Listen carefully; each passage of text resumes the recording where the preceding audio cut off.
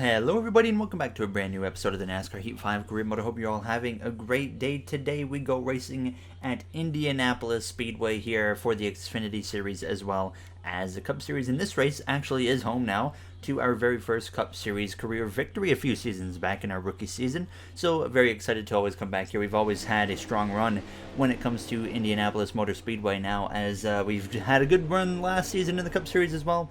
Came up short of the victory there, but now here we are for the Xfinity Series race for the Indiana 250, where I myself decided to drive both the Xfinity car as well as the Cup Series cars. We'll get underway here from P6 was where we started, now right behind the number 22 of Kevin Magnussen as we went down towards turn 1. Magnussen still looking for his first career win here in the Xfinity Series now, as we don't even know if he's going to be back next season, but he's definitely had a strong rookie season in the Xfinity Series and is well inside the playoffs right now. Another rookie that we look at here in Xfinity, Hailie Deegan, she will be returning to the Xfinity season or series next season in the career mode. I can confirm in that same 98 car, so she will remain in Xfinity for at least one more season now, as I really don't expect to see a lot of rookies really jump up into the Cup Series next season in the career mode. There's, you saw me push a little bit wide there out of turn 3, but you could maybe see a rookie move up to the Red Bull racing car. As you guys know, Red Bull is returning to the career mode. I will be unveiling the paint scheme very soon if you haven't seen that yet on Twitter or something like that, as well as a colleague car paint scheme will be revealed soon there. We already know Justin Haley will drive the 16 colleague car in the career mode next season for the Cup Series. He will be at least one of the rookies. There's, you see me actually getting the outside wall at a turn 2 there a little bit later in the race. We lost some track position, but we would be able to gain it back here in a 3-wide pass on Michael Annett, as well as the 51 of Jeremy Clements as I went down into turn 3. So we would move back up into the 6th position here and just try to run down these cars in front of us now as we went down through a little bit later. Really didn't get anywhere, unfortunately, so we were now on the final lap going into turns 4 here for the final time in the Indiana 250 out of turns 4. It was a solid run, definitely was expecting better based off of our qualifying effort, but we come through down the front straight away. The 20 of Christian Eckes out in front as we came through to cross the line here and finish with a solid top 10 of P6 in the Indianapolis Motor Speedway. So Eckes with the victory in that 20 car for Joe Gibbs Racing. Expect to see him return as well to the Xfinity Series in that same car next season. Hailie Deegan, she started at the back after, I think it was an engine change or something like that. She wasn't really able to go very far. She was only P33. Sam Mayer ended up having issues. He finished at the very bottom of the field, but he's already won himself into the Xfinity Series playoffs. So we come through into the Cup Series weekend with the normal Razor paint scheme back on the car as we would get underway for our qualifying attempt. The goal was a 51.875. I was confident we could get around there. We usually qualify pretty good here in Indianapolis, and of course we usually run pretty well now. As we came through though out of turns 2, the car felt pretty good. I was pretty confident in my lap, so we come through down the front straight away to complete our lap, and sure enough we beat the goal by about 0.4 of a second there with the 51.443. Qualified P5 here for the Brickyard 400 at Indianapolis, so very happy with that qualifying effort. Now as you see the rest of the top 10, no equal engines for this race, by the way. That was just a Pocono thing, so everybody's back to what they had before Pocono now, so everything will be normal again. But Austin Cindric, Christopher Bell on the front row with Hamlin and Gregson row number 2, and then us here on row number 3 as we check out the rest of the order. As we scroll down, there's Zane Smith all the way down to P29, not good at all for him. Chad Fincham though rounds out the field here in Indianapolis. Alright boys, we've been on an absolute tear lately with the wins. Sonoma, Talladega, then we had just most recently in Pocono, so 4 wins on the season now. Hopefully we can carry it over into today, maybe get our second Brickyard and get a 5th win. There you heard myself on the radio looking for our second Brickyard 400 victory now, as we see the stories of the race. Chad Fincham isn't nearly as fast as expected. That car will be gone next season in the career mode. I can confirm there, as you see Eric Jones in the 02 McLaren failed pre-race inspection as we get ready to take the green flag here in the Brickyard 400 at Indianapolis Motor Speedway from the 5th position alongside our rival of Joey Logano. Now as Cindric and Bell lead the way to the green flag as the Brickyard 400 is underway from the 5th position. Just in front of us, Denny Hamlin, Noah Gragson. Noah Gragson currently finds himself outside of the playoffs looking in, but he's not far out at all, and a good run today could put him right into the fight of being one of the final cars in the playoffs now as he looks for that first career win here in his second Cup season. As you guys remember, last season he drove for Spire in the 77 car, but then that team completely shut down. Now Gragson finds himself in top tier equipment with the Chip Ganassi Racing #1 car, but Austin Cindric had no speed whatsoever ever on the start. So we blow right by him, take second place away. Denny Hamlin trying to drive away from the field, but Cindric, pretty evident early on, he had no speed in the car at all because he was holding up everybody behind him here. So it was already a free just drive away for myself and Denny Hamlin. We had opened up enough of a gap on lap 1 to where both of us were pretty comfortable here over third place on back. So now we are already trying to close in on the back of Denny Hamlin, who just recently picked up his second win on the season in the first race of the Pocono doubleheader. And of course, we won the second Pocono doubleheader race with that equal engine package, where we saw quite a bit of a shakeup with drivers like Anthony Alfredo, Michael McDowell all running well. Timmy Hill finished P11 in the second race. So it was very cool to see a lot of those drivers that usually run in the back get on equal car performance and have a good race. Another driver that really shined was Ryan Preece, who ran well, qualified well both races as well, so definitely a driver to keep an eye out who maybe deserves to be in a top ride here in the Cup Series. But we came through now on lap 3. I tried making moves up the inside of Hamlin. It didn't work the first time there at the end of lap 2, so I just kind of settled in behind him, and then we come through down the back straightaway, try to make it again. In previous Indianapolis races, it's always very hard to pass on this inside line against drivers running up front, and it was becoming very evident that it was going to be the exact same thing here today in Indianapolis now, as I just could not complete the pass on the bottom of Hamlin. I was confident if I just sent it hard into the corner, I would be able to clear him, but I didn't want to take that risk here on the third lap of the race now as we came through, though. Down the back straightaway again a few laps later, now on lap 4, trying the same thing, and it wasn't working. We come through at a turn 4. Hamlin once again clears us for the lead as we go down the front straightaway. Then we try again on lap 5 up the inside. We actually come through to barely lead the lap, so we do get credited with leading at least one lap here today in this first stage now. But once again, Hamlin makes that outside line prevail, so we had to just kind of settle in behind him. But both of us had a huge gap to third place on back because of that initial start that was slow from Cindric, that we were just continuing to battle it out here. I wasn't really wasting any time trying to make moves now as we're up the inside of him with 4 laps to go in stage 1. But this time into turns 1, it looks like we are actually going to potentially clear the 11. Sure enough, yes we do. Out of turn 1, we clear Denny Hamlin, take the lead here with a few laps to go in this first and opening stage, and immediately we would start to drive away from Denny Hamlin. We come through a lap later, and you can barely see him in the mirror at this point now as we were opening up the gap over a second at this point as we went down into turns 4, and we just continued to drive away for the rest of this first stage now as we came through approaching the final lap. An even larger gap between myself now and the 11 of Denny Hamlin in that FedEx Toyota Camry. So just trying to hang on to the end of the stage and pick up yet another playoff point. We continue to lead the regular season standings. We've been getting playoff points. We've been getting race wins, of course, with the stage wins helping out as well with that playoff point tally. So we've been having a really good season here on the 24 cars. We go down into turn 3 on this final lap in stage 1 in the Brickyard 400. Now trying to back up our very first career win here a few seasons ago. Now trying to get that win here today, as well as come through out of turns 4. You see Hamlin in the background, nowhere near close enough to do anything as we come through down the front straightaway. We will come through to easily win the first stage. So once we were able to get past that 11 of Hamlin, we were just able to drive away, as there was actually a car on the pit lane there. I couldn't tell quite who it was, but that would be what looks like a DNF to myself now, as Noah Gregson will round out the top 5 as Austin Dillon. He's up there in P4. Kyle Busch in 3rd place now, as you see the rest of the top 10. Matt DiBenedetto in the 10 car for Stewart Haas Racing managed to get P10. Chastain in the top 10 as well, so very nice to see him starting to pick things up, as Chase Elliott got up there as well now as he's trying to climb his way through the field. As you see the rest of the order, Kyle Larson having another rough day, and he cannot afford this. This will be 3 races in a row that he's had some struggles, and that could put him in a bad spot in the playoffs. But it's Brandon Jones, actually, who was on the pit lane there at the end of stage 1. Kyle Busch was able to beat the 11 car out of the pit lane now as we get ready to go green for the start of stage 2. Myself and Kyle Busch on the front row now as we go through into the AMP segment here for stage 2.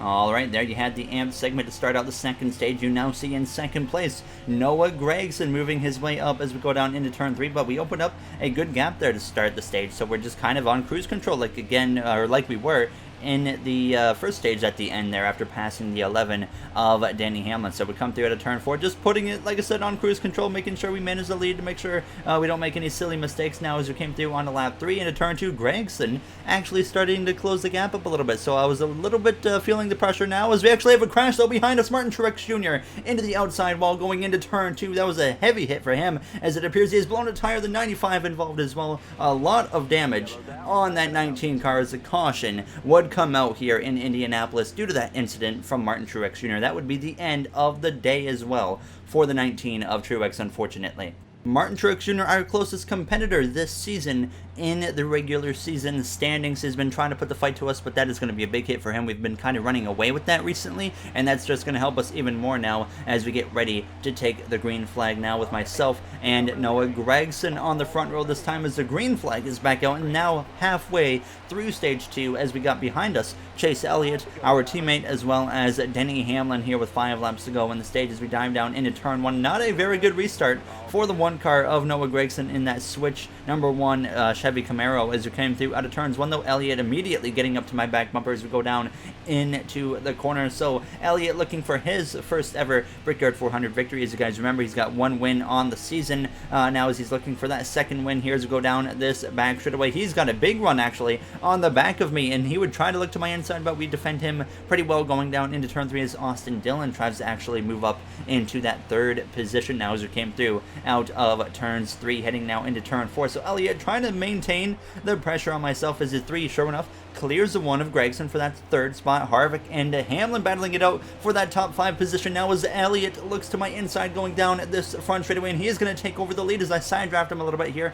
down the front straightaway. But now as we go down into turn 1 with 4 laps to go in stage 2, the 9 car is able to clear myself for the lead. So Elliott with a lot of speed in that Napa Auto Parts Camaro here today, so I'd kind of get linked up with him, decided to push him instead of going for a pass here with just 3 laps to go in stage 2. But now myself and Chase were just driving away from the field, but I make a bit of a mistake there on the entrance into turn 1, nearly driving into the back of the 9, and then I just overshot the corner as you could tell. So we come through to 2 laps to go, once again trying to run that 9 car back down here with the little time that we have in this stage as we picked up the stage 1 victory. Would love to pick up the stage 2 victory and the race win to just completely sweep this race here in the Brickyard 400 as we came through though down the backstretch, now closing that gap to about maybe 3 car lengths or so between myself and the 9 of Chase Elliott as Noah Gragson still runs behind us in that 3rd position here as we go down into turn 3 right to the back of the 9 of Elliott as we approach the final lap here now. As sure enough we came through down the front straightaway, I decide not to make a move yet as we came through to start the final lap in stage 2. Instead I was going to save it for the back straightaway here as we dive down into turn 1.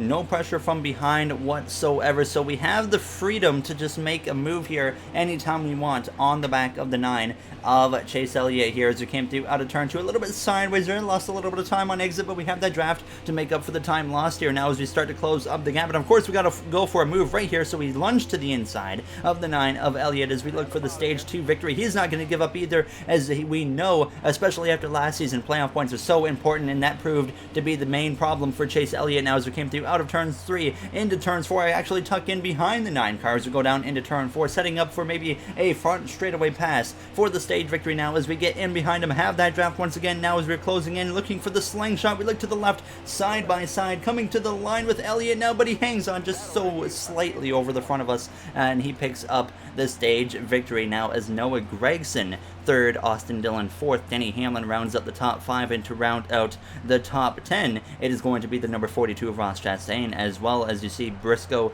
Harvick, some Stewart Haas cars up inside the top 10, but Cole Custer missing actually from the Stewart Haas racing team now in that top 10. So we came through, put 2 cans of fuel in the car as well as 4 fresh tires. I did not want to make any adjustments. The car felt really good, of course, at this point in the race now, as P2 was probably the worst we'd been running all day so far.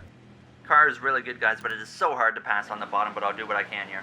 The pit crew made it a ton easier for us now because they've given us the lead as we get ready to go green here for the third and final stage. We overtake Elliott on the pit lane and we are back underway for the start of the third and final stage here in the Brickyard 400. Now 13 laps to go here in Indianapolis Motor Speedway as we go down into turn 1. Elliott on the not preferred lane for a restart at least. We clear him, no problem at all as we exit turn 1, and now Noah Gragson is going to look to the inside of the 9 of Elliott as we go down into turn 2, and honestly that's the best thing for us because we know how fast that 9 car is as we exit the corner. Gregson trying to get to the inside of us. He has a huge run down the back straightaway, and sure enough now side by side even with the 1 car of Noah Gragson as we go through down this back straightaway into turn 3. The 11 of Hamlin looks up the inside of Elliott, and now I can't get in behind the 1, and the 11 sneaks up the inside, so now we are trapped on the top, and now down to P3 as Kyle Busch looks up the inside trying to take over that third spot from us here, as this is really the worst we've run since the first lap of stage 1 here as we go down this fine straightaway. So myself and Elliott unfortunately kind of trapped on the top, but fortunately for myself I have the draft from Hamlin that allows me to clear Kyle Busch as we go down into turn 1 with 12 laps to go in the stage. So we tucked into P3 as Elliott tries to find a way back forwards now and get to that bottom line, as well as I actually now look to the right hand side of Hamlin, and I did not even bother to try to make that work right there as we came through out of turn 2.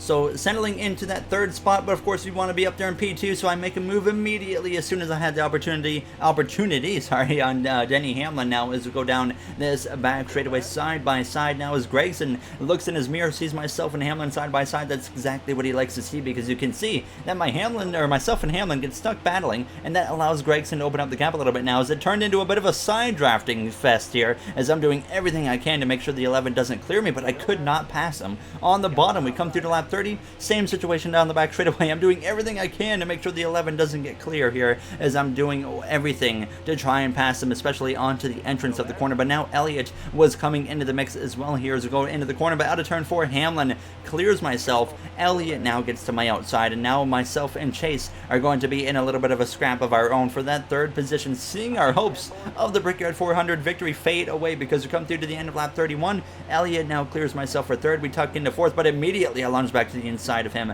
as we go down into turn 1 now as Gregson's just hoping at this point that it stays green and he gets his first career victory and shakes up that playoff grid even more now as we go into turns 2, doing everything I can, like I've said multiple times now, but just nothing was working here on the bottom. Some contact as well with the 9 of Chase Elliott behind a side-by-side between Austin Dillon and Kyle Busch, but I end up deciding to push Chase Elliott and get him to the inside of Denny Hamlin. So now he takes over second, and I'm going to try and follow through some contact down the left rear quarter panel with the 11 as we go down into turn 4 now, as we really need to complete this pass within the next lap or so as we exit the corner. Some contact again side by side even with Hamlin. We came through down the front straightaway heading into turn 1, and finally we have about half a car length on him as we go into the corner, nearly clear of the 11, but no, he fights back on that right hand side as we exit turn 1, still side by side with the 11 of Hamlin. But finally into turns 2 we get into there deep enough and we clear the 11 of Hamlin, get into P3 and try to close in on the back of the 9 of Chase Elliott, who is now closing in on the back of the 1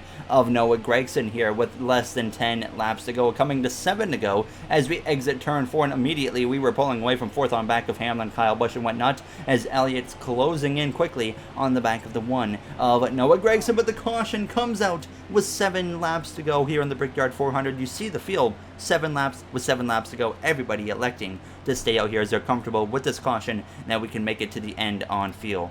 Wasn't quite sure what the plan was going to be here because I knew we were going to be restarting in the third position, and we know that the inside is just not working for myself here today in Indianapolis now, as it really never has, as we're back underway with less than 10 laps to go and less than 5 laps to go. 4-lap shootout it is for the victory here in the Brickyard 400. Noah Gragson, Chase Elliott, myself, Denny Hamlin, Kyle Busch, the top 5 as we go down into turn 1.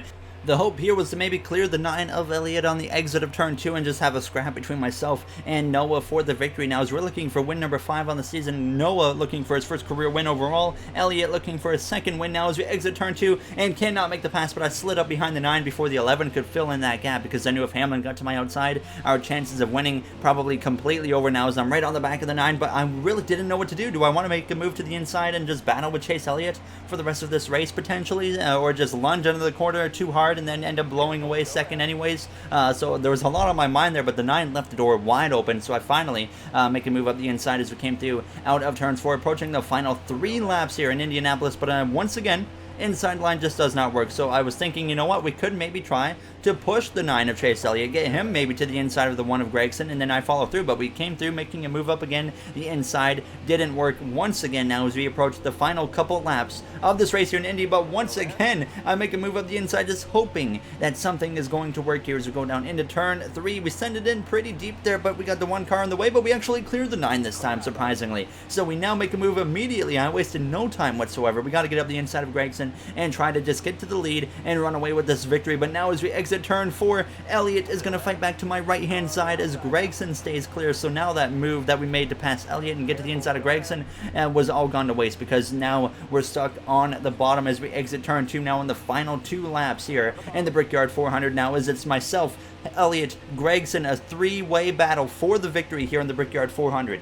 I slide in behind the 9 of Elliott. Now I decide, you know what, we're going to try and do the strategy where I push Chase to the lead, potentially past Noah Gragson on this front straightaway coming to the final lap, and just see if I can follow through and make a move on the back of the 9 down the back straightaway. So we come through out of turns 4, and the 9 is all over Noah Gragson, and Gragson, he stays up by the wall. Elliott on the bottom. I decide, you know what, this is just perfect. I get right to the back bumper, link up with the 9, and push him to the inside as we come through to start the final lap in the Brickyard 400 here at Indianapolis Motor Speedway, up the inside of the 1 car. If we don't complete the pass out of turns 2, then Chase Elliott is hands down going to win this race. Now getting a little bit physical there with the 1 of Gragson. His chances of winning are pretty much gone, so I did not mind running into him, and we clear him out of turn 2. A huge run now to the right-hand side of Elliott down the back straightaway. We've been trapped on the bottom all race long. This time we're the one on the right-hand side as I go very hard on the side draft, pushing him all the way to the grass even here as we go down into turn 3 on this final lap and the Brickyard 400, even into the corner. I thought Elliott was probably going to clear me right here, but no, we actually stay side by side even with the 9 as we go down into turns 4 on this final lap in the Brickyard 400. Who's going to get here first? Gragson lurking behind us in P3, ready to pounce if something goes wrong as we're still side by side down the front straightaway. Elliott, though, has a bit of an edge coming through to the line. We get into the side of him, hitting him in the door, but it's not enough. A photo finish in Indianapolis as Chase Elliott is able to just barely hold on to the race victory over us. Now, as you saw the margin of victory right there on the race results, what a finish between myself and Chase Elliott. Now, as I gave it everything right there, he just had just enough there down the front straightaway to be in front of me just a little bit, and we came through closing in on the line. I decided my only chance was to just run into the side of him and hope that he gets unsettled. Unfortunately, that did not happen. Maybe I should have ran into him a little bit harder, but that was overall unfortunate. Now, as before we end this episode, of course, we got to check out the point standings after what a finish there in the Brickyard. Now, as there you see the Xfinity stuff. Hemrick currently the last car in the playoffs. Allgaier, Herbst, Alfredo, Clements, the first 4 out. But on the Cup Series side, the playoff grid continues to get even closer. Noah Gragson 1 below the cut line. Bowman now outside again, 9 points below. Blaney 13, Custer 26, Bubba Wallace 53. But Larson, Briscoe, the last 2 in on points are not safe at all. Larson had a solid gap above the cut line a few races ago before the Pocono doubleheader, and he's had 3 rough races, and now he's at risk of potentially losing a playoff spot. Even Cindric's in a bit of rough shape, but Keselowski, he should be okay now, as we just have a few races left, or a handful of races left before the playoffs. But before we end this episode, I just want to say thank you to the Go One Racing members of MJ, Aiden, Tony, Dylan, Joseph 9001, RJ, Timothy, Bubba Jr., Mr. Johnson, aka Illinois Diecast, NASCAR on Docks, Devin Roth, Eric Chouette, as well as Matthias Hansen. As I say every episode, you guys help me out a ton, and I really do appreciate that. And I just want to say thank you to everybody that watched this episode, and I will see you guys in the next one at Kentucky Speedway for what will be hopefully a nice race at that 1.5-mile track, where I'm also going to unveil some new paint schemes potentially there for Colleague as well as Red Bull Racing. So I'll see you guys in the next one. Have a great day, everybody.